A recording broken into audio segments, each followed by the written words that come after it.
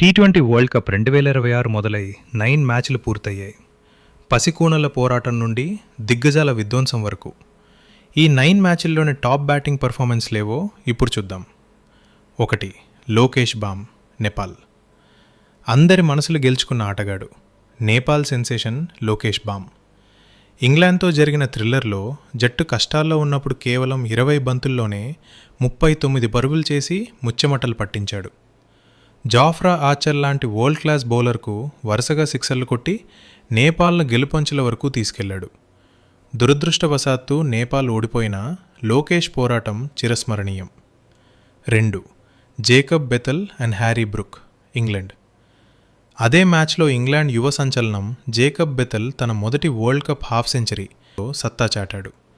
ఇక కెప్టెన్గా తన మొదటి వరల్డ్ కప్ ఆడుతున్న హ్యారీ బ్రూక్ కూడా 53 పరుగులతో బాధ్యతాయుతమైన innings Audi టీంను ఆదుకున్నాడు.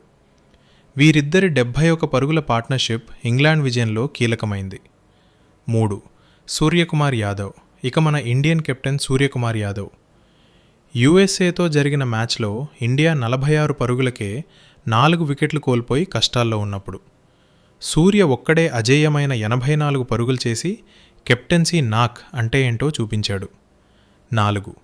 George Munsey, Scotland and Tim Seifert, New Zealand.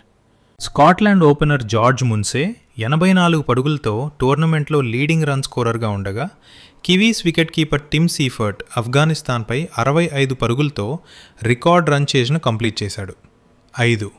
Gulbadin Naib, Hetmyer, Markram మరియు ధలీవాల్ కూడా మెరుపు హాఫ్ సెంచరీలతో ఆకట్టుకున్నారు. మరి వీరిలో మీకు బాగా నచ్చిన ఇన్నింగ్స్ ఎవరిది? లోకేష్ బామ్ చూపించిన గట్సా లేక సూర్య చూపించిన క్లాసా? కామెంట్ చేయండి.